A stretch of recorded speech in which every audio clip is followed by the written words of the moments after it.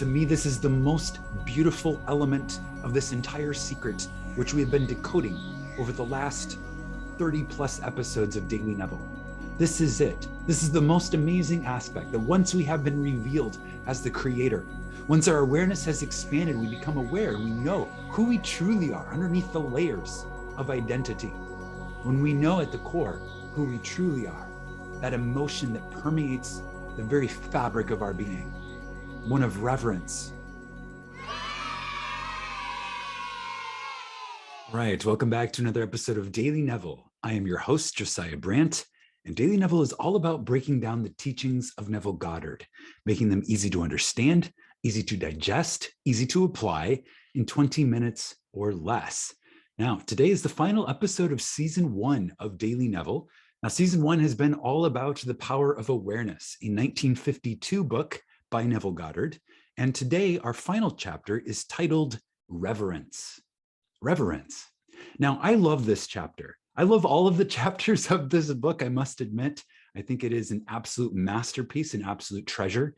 The wisdom of the ages condensed into 27 chapters for us to enjoy. However, there's something very beautiful about this idea of reverence, and I'm going to share it with you all today as we investigate chapter 27, titled Reverence. Now, Neville starts this chapter with a quote from Wisdom 11:24. And for those of you who are not familiar, Wisdom is a book in the Catholic Bible. I know my Protestant Bible growing up did not have a book titled Wisdom, but the Catholic Bible does. And this quote goes, "Never wouldst thou have made anything if thou hadst not loved it." Neville writes, "In all creation, in all eternity, in all the realms of your infinite being, the most wonderful fact is that which is stressed in the first chapter of this book. You are God. You are the I am that I am. You are consciousness. You are the creator. This is the mystery. This is the great secret known by the seers, prophets, and mystics throughout the ages. This is the truth that you can never know intellectually. Who is this you?" So Neville is saying, who is this you who is God? And he says that it is you, John Jones or Mary Smith, is absurd, right? To say that Josiah Brandt is God is absurd. Josiah Brandt is not God. The awareness of being, right? The awareness of my own awareness, the observer that observes, the deeper part of my awareness, the consciousness of being, that consciousness of being is God. The part that can be aware of being a man or being a woman or being a human or having a name or having a title or having a role or having some sort of story or having some sort of life experience. That being, that fundamental root cause being is consciousness. And that awareness of being, that consciousness itself, the one consciousness, that is God.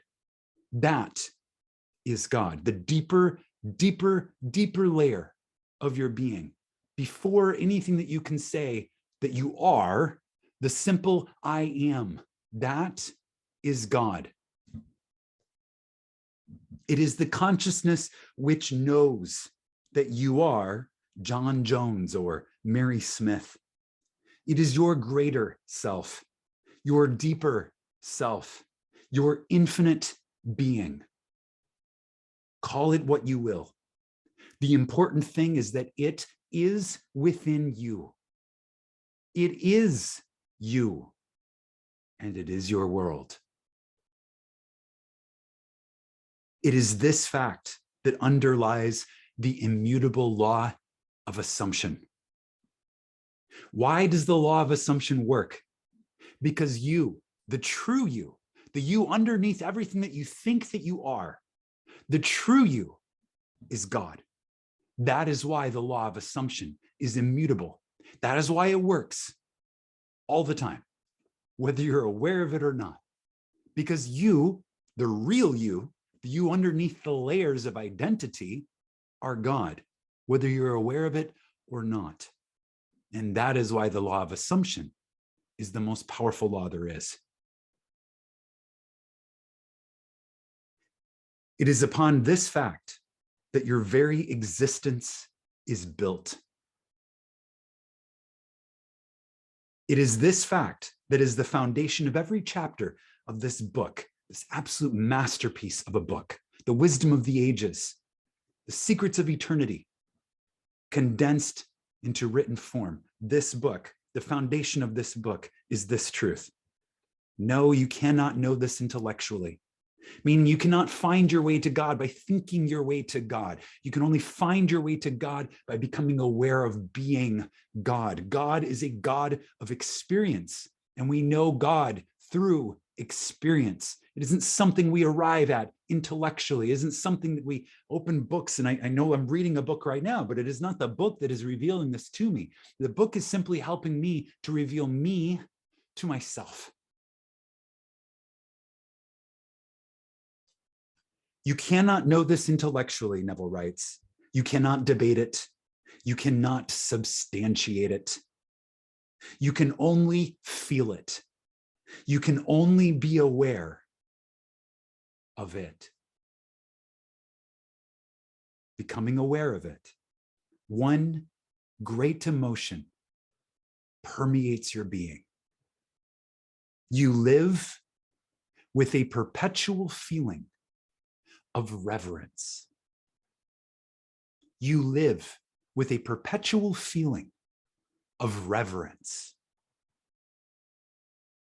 The knowledge that your creator is the very self of yourself and never would have made you had he not loved you, must fill your heart with devotion and, yes, with adoration.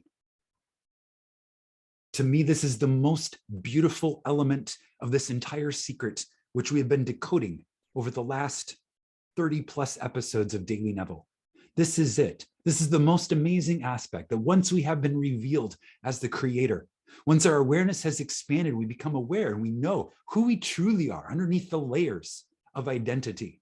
When we know at the core who we truly are, that emotion that permeates the very fabric of our being, one of reverence, knowing that we would not be made had we not been loved by the self of ourself,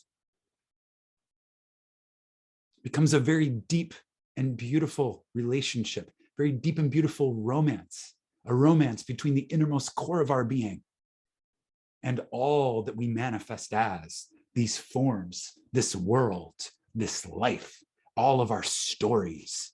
We have written all of these stories because we love our stories, because we love being this. We love doing this. We love obscuring our identity and dancing behind the veil of forgetting. We love this game. We love it more than anything. And that is why we do it over and over again throughout eons, over the generations, throughout all of eternity. We do this over and over again because we love it so much. It is dear to us.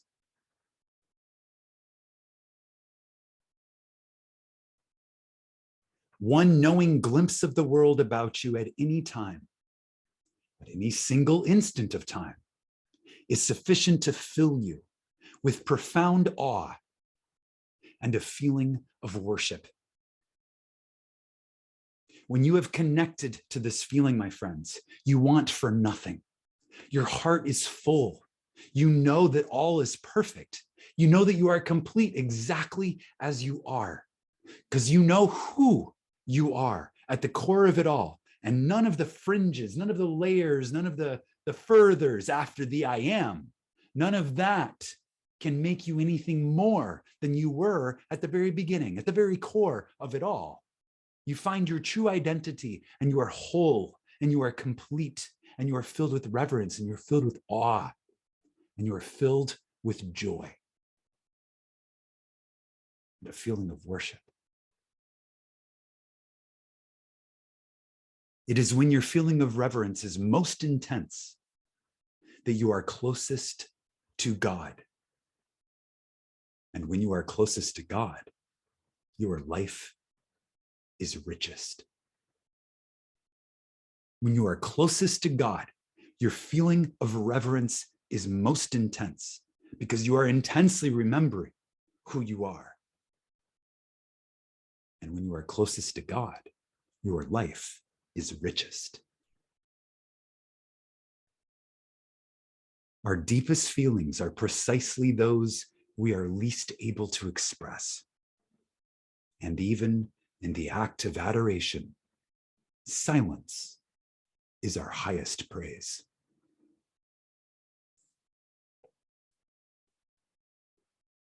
I have a prompt for you.